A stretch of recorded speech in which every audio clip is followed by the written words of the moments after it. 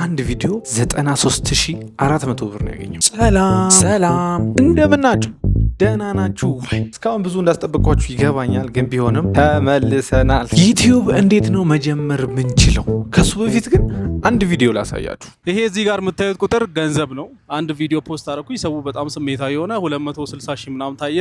በዛ ምክንያት ያገኘሁት ገንዘብ ነው። እንዳያችሁት ነው። ታዲያ ይሄ ዩቲዩበር በአንድ ቪዲዮ 93400 ብር ነው ያገኘው በአንድ ቪዲዮ ብቻ። እና ታዲያ እናንተ ፈዛችኋል እኮ ምን እየሰራችሁ ነው? ሰላም ጤና ይስጥልኝ። ታዲያ ይሄ በውስጣችሁ ዩቲዩብ መቼን ጀምር ለምትሉ ሰዎች መልስ ይሆንልኝ። ያ ቀን ዛሬ ነው። ታዲያ ብዙዎች የሚቸገሩት ዩቲዩብ ለመጀመር ምን ያስፈልጋል? ምንም አያስፈልጋችሁ። ያላችሁ ስልክ ብቻ በቂ ነው እና ማይክ እና ትራይፖድ። ለማንኛውም ስቀልድ ነው። ስልክ ብቻ ካላችሁ በቂ ነው በዚህ ሰዓት። ታዲያ ዩቲዩብ ለመጀመር የሚያስፈልገው ዋና ነገሮች ምን እንደሆኑ ነግራችኋለሁ። ወደ ቪዲዮ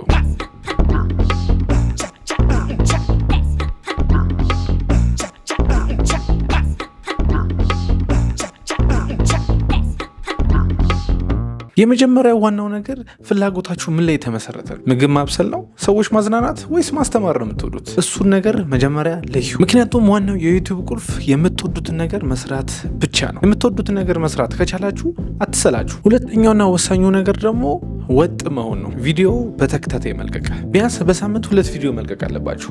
ምክንያቱም አንድ ቪዲዮ ለቃችሁ በወር ውስጥ ምንም ቪው ላታገኙም ትችላላችሁ። ለዛ ቢያንስ በሳምንት 2 ቪዲዮ እየለቀቃችሁ ሰዎች ጋር ተደራሽ እንዲሆን መስራት፣ ከዛ የራሳችሁን ተከታይ ታፈራላችሁ ማለት ነው። ሶስተኛውና ዋነኛው ነገር ደግሞ ካሜራ መች ነው መገዛው ብላችሁ እንዳትጠብቁ። ባላችሁ ነገር ጀምሩ። ስልካችሁን ያዙ፣ ወደ ብርሃን ወዳለው መስኮት ጠጋ በሉ፣ የምትፈልጉትን ሀሳብ ተናገሩ። ምክንያቱም ትልቁ ነገር ጥራት ሳይሆን የምታስተላልፉት መልእክት ምንድን ነው፣ ኮንተንታችሁ ምንድን ነው የሚለው ነው። እሱ ዋናው ነገር። የምታስተላልፉት መልእክት ቆንጆ ከሆነ ለጥራቱ ብዙ ሰው ግድ አይሰጠውም። ታዲያ ይህ ቪዲዮ አልጠቀማችሁም? ይህ ቪዲዮ ከጠቀማችሁ ላይክ፣ ሰብስክራይብ ማድረጉን አትርሱ። በመጨረሻ የነገርኳችሁ ነገሮች በቂ ናቸው ብዬ አስባለሁ።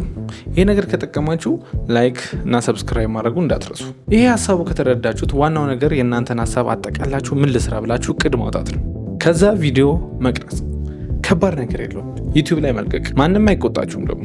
ይሄ ቪዲዮ ከጠቀማችሁ በሚቀጥለው ደግሞ ከዚህ የተሻለ ሌላ ሀሳብ እነግራችኋለሁ። የራሴ የሆኑ ነገሮችን መልቀቄን አላቆመም በመሃል። እስከዛው በሚቀጥለው ቪዲዮ እስከምንገናኝ ድረስ ቸር ሰንብቱ። ሰብስክራይብ አድርጉ።